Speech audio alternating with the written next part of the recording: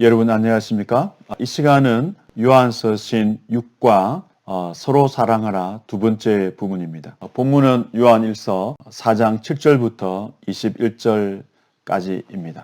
이번 시간에도 문제를 푸는 방식으로 공부를 하도록 하겠습니다. 첫 번째 문제입니다. 1부 하나님은 사랑이시다. 4장 7절부터 12절까지입니다. 요한은 단호합니다. 하나님을 알면서 다른 사람들을 사랑하지 않는다는 것은 불가능합니다. 요한은 독자들이 자신의 요점을 피해갈 수 없도록 강력한 단어를 사용하고 있습니다. 이 단락에서 그리스도인들이 사랑해야 한다는 절대적인 필요성과 관련해 가장 단정적인 표현은 무엇입니까? 그 표현들은 왜 그렇게 단정적입니까?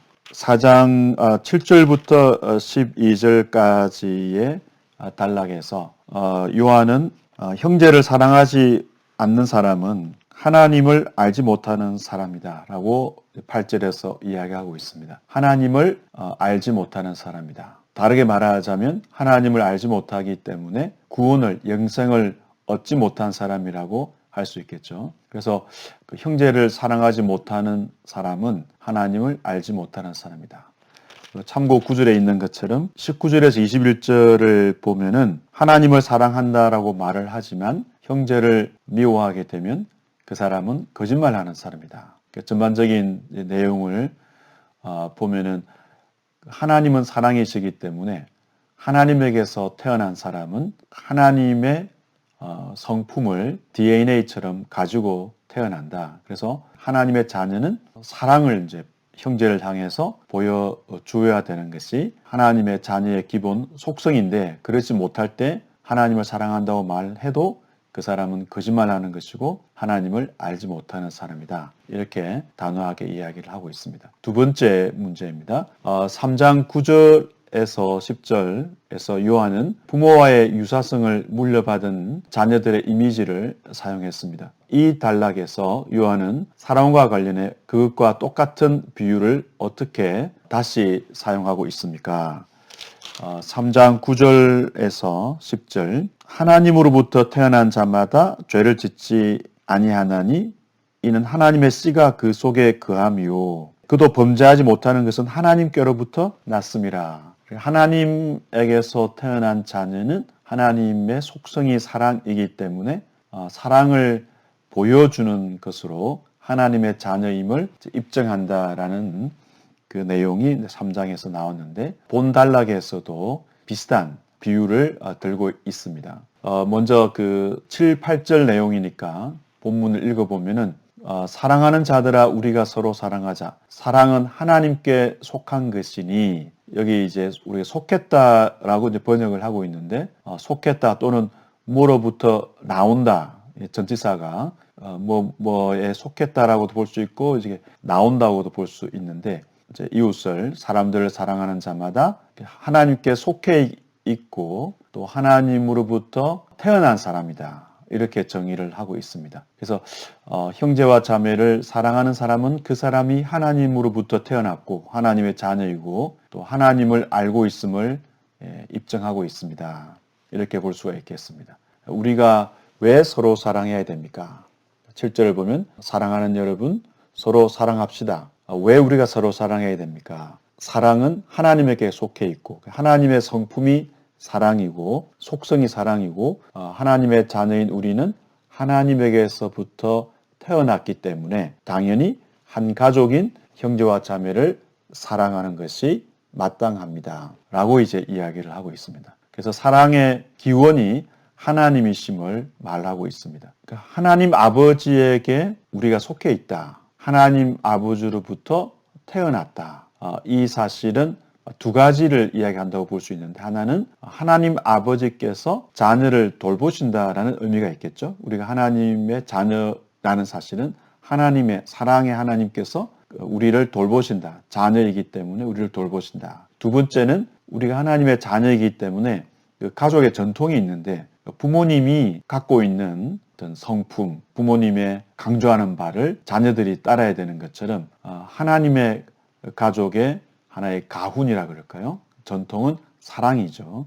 그래서 하나님의 가족은 하나님의 자녀는 사랑을 해야 된다라는 의미가 있습니다. 8절을 보면 사랑하지 않는 사람은 결코 하나님을 알지 못합니다. 왜냐하면 하나님은 사랑이기 때문입니다. 앞의 내용과 이제 반복되고 있는데 그 형제와 자매를 사랑하지 않는 것은 하나님을 알지 못한다는 증거죠. 그래서 사랑을 실천하는 그 기독교인의 윤리는 바로 하나님이 먼저 우리에게 보여주신 사랑, 또 하나님의 속성에 근거하고 있다라고 말할 수가 있겠습니다. 다음 문제 3번. 요한은 이 짧은 부분에서 우리 죄를 위한 그리스도의 속죄가 우리를 향한 하나님의 사랑을 가장 잘 드러낸다고 2번 설명합니다. 유사한 두 구절을 비교하고 각각의 구절이 특별히 강조하는 한 가지 또는 두 가지 점을 적어봅시다. 먼저 9절 하나님의 사랑이 이렇게 나타난 바가 되었다. 하나님의 사랑이 구체적으로 나타났다라고 이제 하나님의 사랑을 이야기하고, 두 번째는 10절에서 하나님의 사랑은 이것이다. 하나님의 사랑은 여기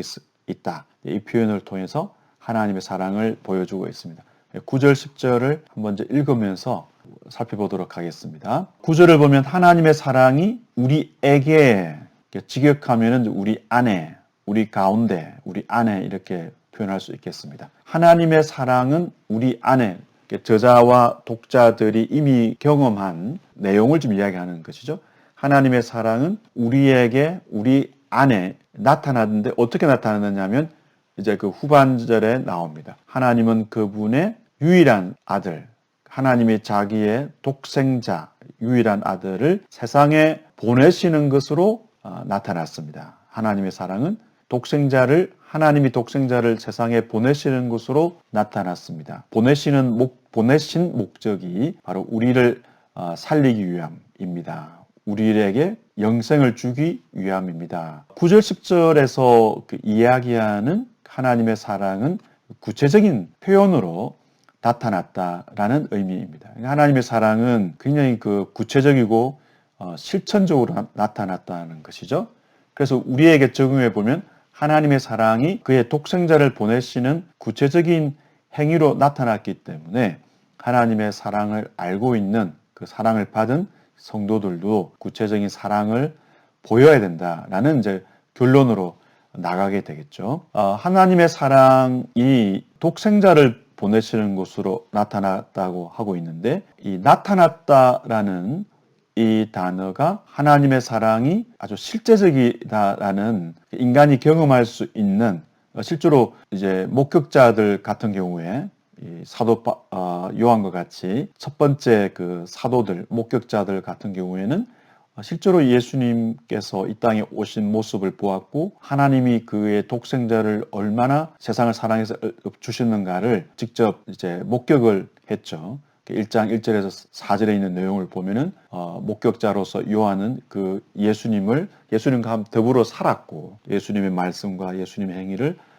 듣고 목격을 했기 때문에 하나님의 그 구체적인 사랑을 경험을 했습니다. 유일한 아들, 이 독생자라는 이 단어가 사실은 사랑받는 아들, 그러니까 독생자, 유일한 아들이 사랑을 받는 아들과 같은 뜻입니다. 그러니까 하나님은 그의 사랑하는 아들을 이 세상에 보내신 것입니다. 구약에 보면은 이 독생자와 사랑하는 아들 같은 의미로 사용되고 있습니다. 예를 들어서 창세기 22장에서 하나님께서 아브라함에게 독자 이삭을 데리고 모리아 땅으로 가라고 말씀하셨을 때 12절을 보면은 내 아들, 내 독자 이렇게 이제 표현하고 있는데, 헬라어 구약 성경 70인역을 보면은 이 독자를 사랑받는 자, 이렇게 사랑받는 아들 이렇게 이제 번역을 하고 있습니다. 그래서 내 아들, 내 독자가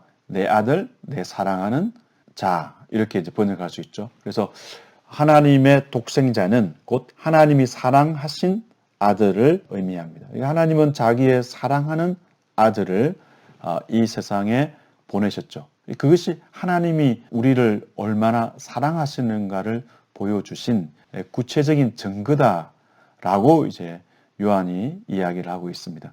이 보내셨다라는 동사는 과거 시제입니다. 그래서 하나님이 그 아들을 보내신 사건은 한 번 일어난 구체적인 사건이었죠.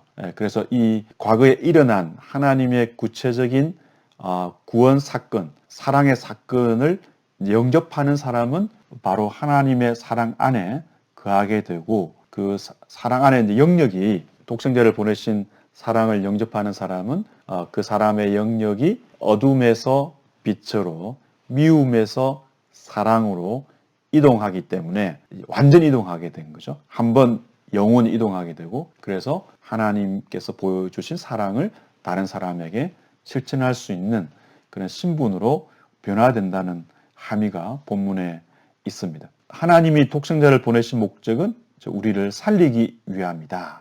우리가 하나님으로부터 태어난 자녀가 되도록 하기 위해서 하나님이 구체적인 사랑을 보여주셨습니다. 10절을 보면은 하나님의 사랑은 그 앞에서는 이제 아들을 보내시는 것으로 표현되었고, 여기 10절에서는 하나님의 사랑은 그의 아들을 화목제물로 보내시는 것으로 표현되었습니다. 이 화목제물로 보내셨다, 이 두 번째 요한 1서에서는 등장하고 있는데, 이 단어는 바로 구약에서 하나님의 그 백성의 죄를 제거하기 위해서 희생된 속죄 제물을 가리키는 용어입니다.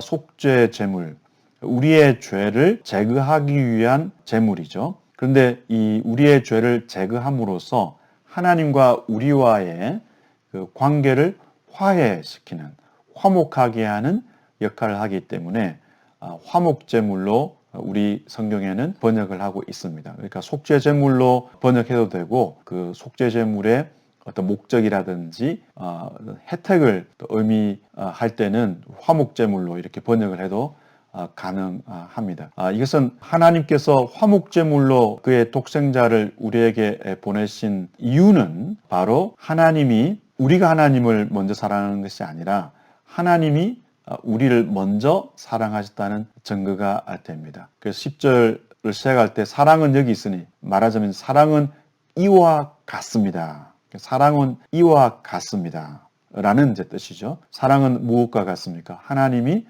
우리를 먼저 사랑하셔서 우리를 위해서 속죄제물로 그의 아들을 보내셨습니다. 사랑은 구체적으로 이와 같이 나타났습니다. 사랑은 이와 같습니다. 하나님이 우리를 먼저 사랑하셔서 그의 독생자를 보내시는, 근데 그 독생자는 우리를 위한 속죄제물, 화목제물입니다. 여기서 우리가 좀 주목해야 될 점은, 사람이 하나님을 먼저 사랑해서 우리가 하나님을 만난 것이 아니라 하나님께서 우리를 먼저 사랑하셔서 구원의 계획을 세우시고 그의 아들을 화목제물로 보내셨습니다. 사랑의 우선성이 있는 것이죠.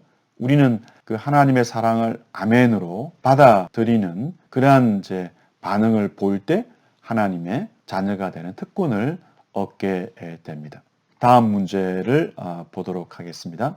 네 번째, 많은 이교도는 음식, 옷 또는 다른 선물들로 신들의 보이는 형상, 우상을 장식함으로써 그 신들에 대한 사랑을 표현했습니다. 그리스도인들이 하나님을 볼 수 없다는 사실은 하나님께 사랑을 표현하기 위해서 하나님의 형상을 찾는 우리의 초점을 어떻게 바로 잡아 줍니까? 이 문제는 이제 이교도의 종교와 비교를 해서, 기독교는 이제 보이지 않는 하나님을 예배하는 신앙이기 때문에 우리의 그 하나님에 대한 사랑을 표현하는 것과 그 하나님을 예배하는 것, 보이지 않는 하나님을 예배하는 것과의 그 관계에 대해서 물어보는 그런 질문입니다. 11절을 보면은 하나님이 이같이 우리를 사랑하셨기 때문에, 이제 이같이라는 것은 앞에 있는 하나님께서 그의 아들을 우리를 위한 화목제물로 보내셨다. 이와 같이 구체적인 방식으로 하나님의 사랑이 우리에게 주어졌고 나타났습니다. 이와 같이 우리를 사랑하셨기 때문에 이제 우리는 서로 우리도 사랑해야 되는 것이 마땅하다 이렇게 의무를 이야기하고 있습니다. 그러니까 하나님으로부터 뭔가를 받으면, 예배라는 것이 이제 하나님을 만나는 것이 예배의 목표이죠. 보이지 않는 하나님을 만나기 위해서 하나님 우리에게 베풀어 주신 사랑에 우리가 어떻게 하나님께 이제 어떤 반응을 보여야 되는데, 오늘 본문을 보면 이웃에 대해서, 형제와 자매에 대해서 행동을 하는 것이 하나님에 대한 반응이라는 것이죠. 그래서 하나님에게서부터 사랑을 받은 사람이 하나님에 대한 사랑 표현을 이웃을 향해서 표현한다는 것입니다. 요한 1서뿐만 아니라 신약의 여러 본문에서 이러한 논리를 말하고 있죠. 하나님께서 우리에게 주신 한량없는 사랑의 은혜를 우리가 이웃을 통해서 표현할 때 그것이 바로 하나님께서 받으시는 제사, 예배가 된다라고 다른 이제 성경에서도 말하고 있습니다. 12절을 보면 하나님을 본 사람이 없지만 우리가 하나님을 서로 사랑하면, 여기서도 우리가 하나님을 사랑하면이라고 하지 않고, 우리가 하나님을 사랑하면이라고 하지 않고, 우리가 서로를 사랑하면 하나님이 우리 안에 거하신다. 우리가 하나님을 사랑하면 하나님 우리 안에 거하신다. 이 자연스러운 표현인데, 이 본문에서는 우리가 서로를 사랑하면 하나님이 우리 안에 거하시고 그의 사랑이 우리 안에 온전히 이루어진다. 그래서 하나님을 만나러 가는 예배를 이제 요한은 이제 표현을 바꾸죠. 그래서 우리가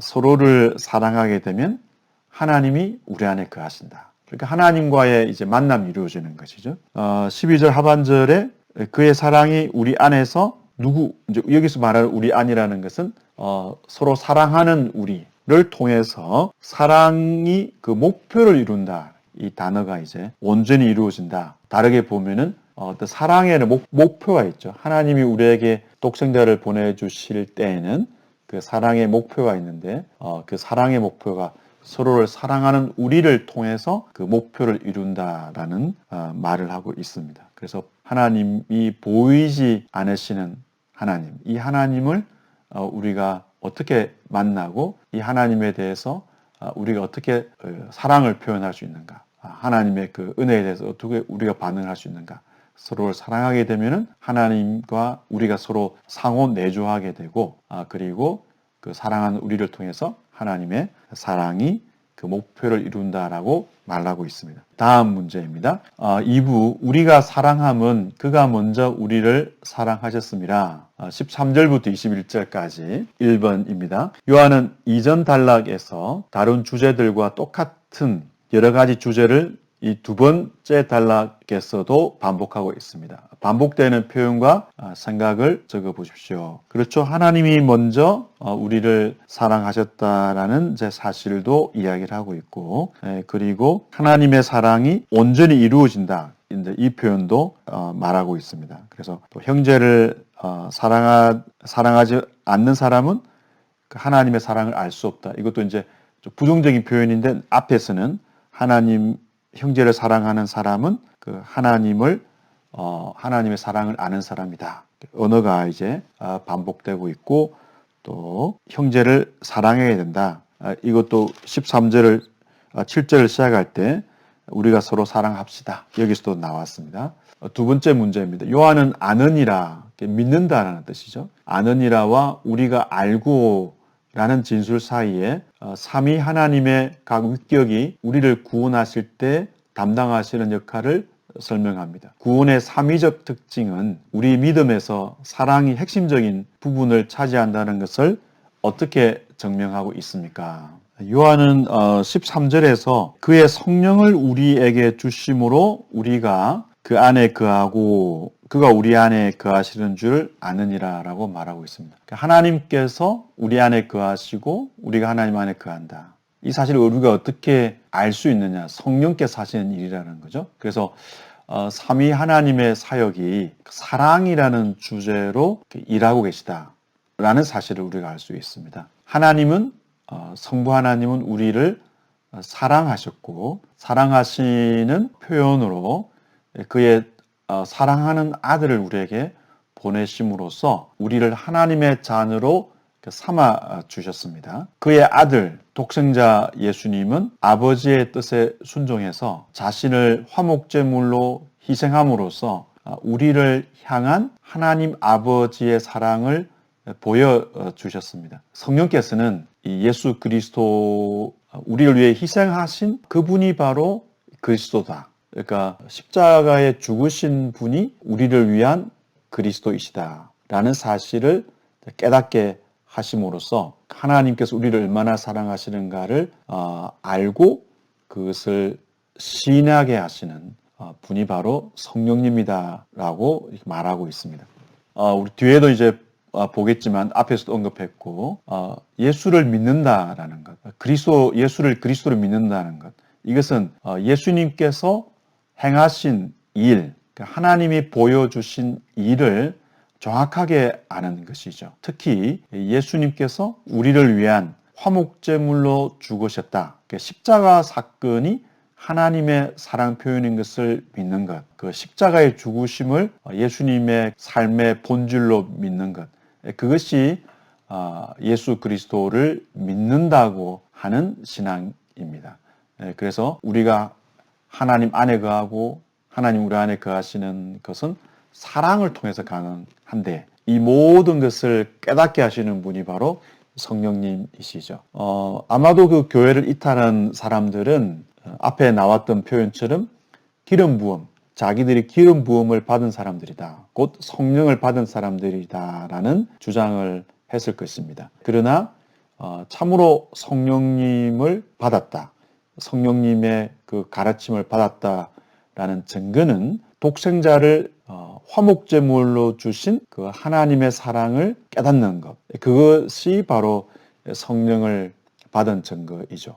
그래서 이 문제에 있는 것처럼 하나님의 사랑을 통해서 하나님과 신자가 상호 내주하는 그 사건은 바로 성령께서 가능하게 하시는 것임을 알 수 있습니다. 다음 문제를 보도록 하겠습니다. 3번, 하나님의 사랑은 구원이 시작될 때 드러나고 심판날을 위해 우리를 계속 온전하게 만들어 나갑니다. 하나님의 사랑의 확실성은 어떻게 우리가 최후의 심판을 두려워하지 않고 간절히 기다릴 수 있는 확신을 줍니까? 간단하게 이제 정리해 보면은 이 이제 문제를 정리해 보면은 하나님이 우리를 위해서 독생자를 주셨다. 그 하나님의 사랑은 완전한 사랑, 완벽한 사랑이라고 볼 수 있죠. 그 사랑이 우리를 통해서 그 목표를 이루는데 이 하나님의 사랑을 확신할 때 하나님의 그 독생자를 주기까지 우리를 불쌍히 여기고 사랑하신 것을 확신할 때 형벌에 대한 두려움이 없어진다는 것이죠. 하나님의 사랑은 미래에 하나님 앞에 설 때에 그 영생을 얻지 못한 사람들이 형벌을 받는데 그 형벌을 받을 것이라는 두려움을 몰아낸다는 것이죠. 그래서 온전한 사랑이, 완전한 사랑이 두려움을 몰아낸다. 그래서 하나님 아버지께서 우리를 독생자를 주기까지 사랑하셨음을 믿을 때 그 마음속에 그 확신이 미래에 하나님 앞에 설 때에 하나님의 자녀로서 우리는 하나님과 영원한 안식 가운데 들어갈 수 있다라는 확신을 가질 수가 있는 것이죠. 그러한 앞에서도 이야기했던 확신, 담대함이라는 주제를 이번에도 언급하고 있습니다. 3장 20절, 21절을 보면 그런 내용이 있죠. 하나님 우리의 마음보다 크시다. 우리가 윤리적인 완전성을 추구하다 보면은 당연히 이제 예수님을 통해서 구원받은 성도들은 높은 수준의 그 사랑의 윤리를 실천해야 되는 그런 의무감, 책임감을 갖게 되죠. 그러나 그 책임감을 수행할 때 우리가 연약하고 또 부족할 수가 있습니다. 그 연약함과 부족함 때문에 우리가 미래에 그런 하나님 앞에서 혹시 벌을 받을 것이 아닌가, 이렇게 구원이 박탈되지 않을까라는 형벌에 대한 두려움을 가진다면 그것은 큰 문제가 되죠. 3장 20절, 21절에서도 하나님은 우리의 양심보다, 우리의 마음보다 크시기 때문에 하나님의 사랑 안에서 마음의 평강을 얻고 확신을 가지도록 이야기를 했는데 비슷한 논지에서 지금 설명을 하고 있습니다. 구절을 한번 좀 살펴볼까요? 14절을 보면은 우리는 하나님 아버지께서 그분의 아들을 세상의 구주로 보내신 것을 보았고 증언했습니다.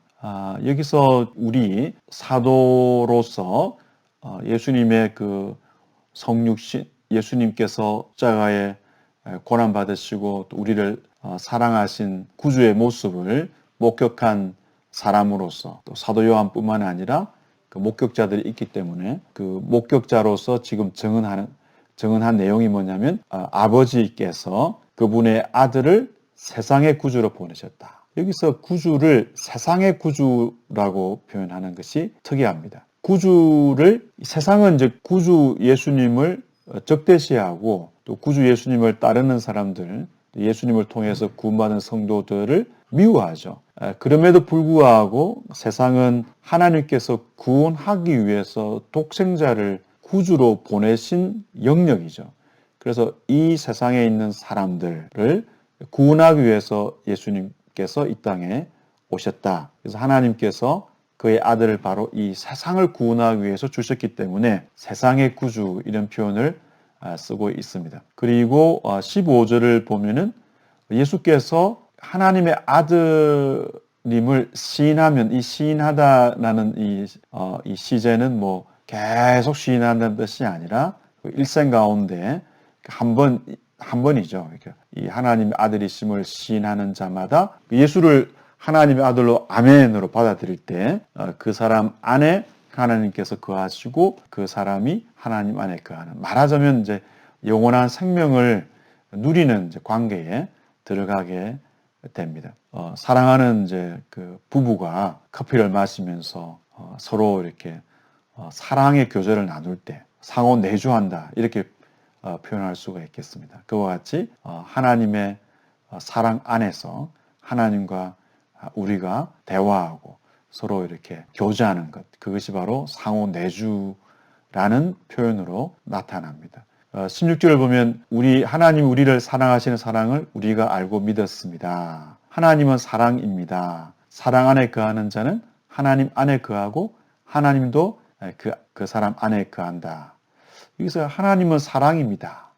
하나님의 성품이 사랑이라는 것이죠. 그래서 우리 인생에 일어나는 여러 어떤 사건 또 일들을 해석할 때 하나님이 사랑이라는 그 전제하에서 우리에게 이제 그런 일들을 생각하고 해석을 해야 되겠죠. 하나님의 사랑은 어떻게 나타났는가? 바로 그 14절 또 10절에 있는 내용처럼 세상의 구주로 보내시는 것으로 우리를 위한 화목제물로 그의 아들을 보내시는 희생을 통해서 하나님의 사랑이 무엇인가를, 어떤 것인가를 하나님이 보여주셨죠. 그것이 바로 하나님이 사랑이라는 증거이죠. 하나님은 사랑이시다. 그래서 하나님의 사랑을 통해서 하나님과 우리가 영원한 이제 교제를 나누는 관계에 들어가게 되었습니다.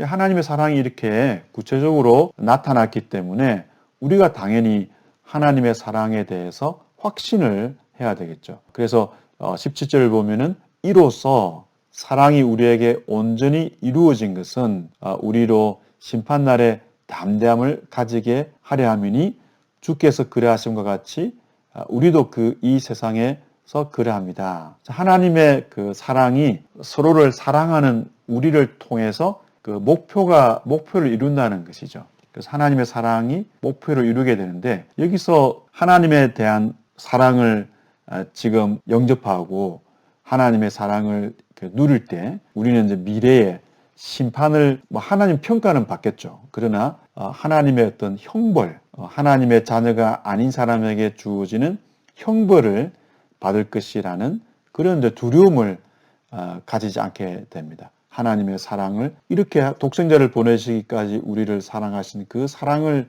알 때 우리는 심판날에 하나님 앞에서 하나님의 자녀로서 정말 하나님의 위로를 받고 우리가 눈으로 이제 하나님을 목격하게 되는 그걸 이제 기대하게 되겠죠. 그래서 하나님을 기대하게 되고 형벌을 받을 것이라는 그 두려움을 가지지 않게 됩니다. 18절 보면 이어서 사랑 안에는 두려움이 없죠. 그래서 하나님의 그 완전한 사랑, 우리를 향한 하나님의 완전한 사랑을 생각할 때 그러한 두려움을, 미래에 대한 두려움을 가지지 않게 됩니다. 이 두려움은 형벌과 관련이 있는 것이죠. 바로 그러한 형벌에 대한 두려움을 가지지 않게 된다.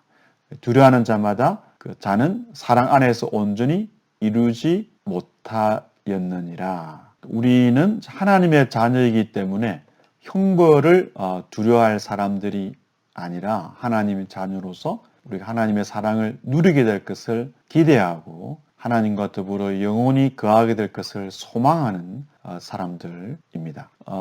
19절 보면 이제 앞에서는 형제에 대한 형제 자매에 대한 사랑을 이제 강조를 이제 했는데 그 19절에서는 그 형제 사랑의 동기가 무엇인지를 말합니다. 우리가 왜 사랑을 실천합니까?